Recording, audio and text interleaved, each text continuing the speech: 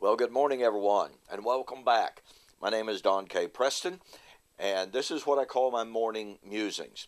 I'm the president of Futurist Research Institute of Ardmore, Oklahoma, and I'm currently in the midst of sharing with you a thumbnail sketch of Covenant Eschatology, sometimes called the full preterist movement.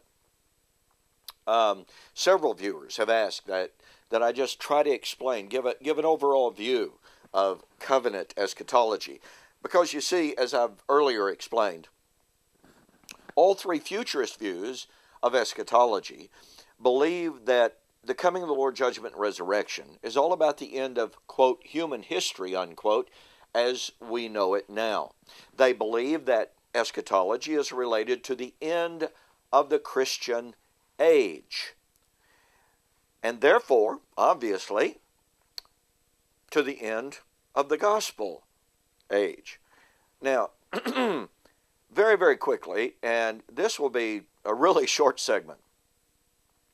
The problem with historical eschatology is, as I just noted, that it affirms the end of the Christian age, the end of the gospel of Christ. So what's the problem with that? Well, the problem is that, biblically speaking, only one age was ever to end. That's the Mosaic age. Secondly, the Old Testament and the New is more than emphatic in saying that the kingdom of Christ, sitting on his throne, ruling with the Father, would be without end.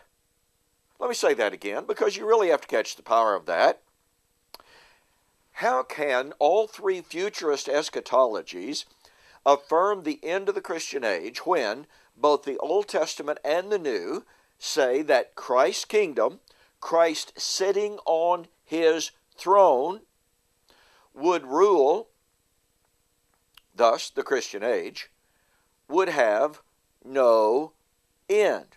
Isaiah chapter 9, of the increase of his, that's Messiah's government, his rule, his reign, of the increase of his government, by the way, increase is evangelism, there shall be no end. Okay, how does that which has no end come to an end? Daniel 2:44, in the days of the Roman Empire, the God of heaven would set up a kingdom which shall never pass away. Daniel 7:13 and 14, Messiah would be given a kingdom which shall never be destroyed. I mean, how much clearer could words be? In Luke chapter 1, 32 to 35, Mary was told that the one to whom she would give birth would sit on the throne of David, and of his kingdom and of his throne there will be no end. Ephesians 3:20 and 21. Unto him, that's the Father, be glory in the church throughout all ages, and it's literally ages to the ages.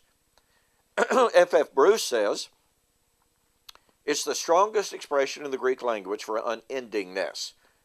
Greg Beale concurs in his examination of Revelation chapter 11, 15, and following, Revelation chapter 19, in which the almost identical term is used, when it says that at the judgment of the city where the Lord was slain, the Father and the Son would rule, quote, forever and forever. Now again, Beale and Bruce say that's the strongest Greek expression for endlessness that they had.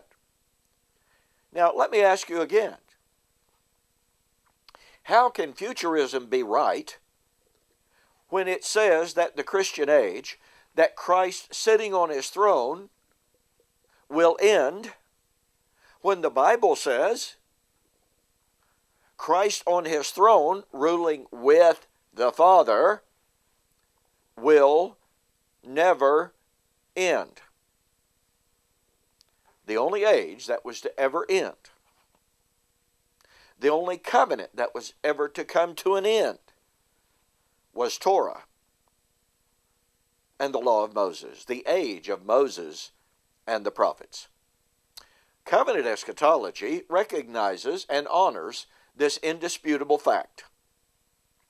All three futurist eschatologies say, oh no, the Christian age will come to an end.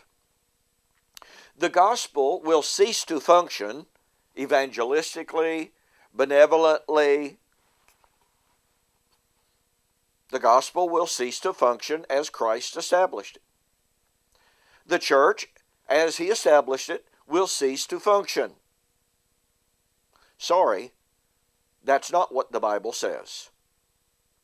So covenant eschatology is the only view of the end times which honors the biblical datum, the biblical evidence, that eschatology is about the end of the temporary old covenant world and the full establishment of the unending kingdom and gospel of Jesus Christ. Hey, we've got more. Thanks so much for joining me for this morning's Morning Musings. Wasn't quite as short as I promised, was it? Anyway, hope you enjoyed it. Hope you have a great weekend. We'll see you on the flip side.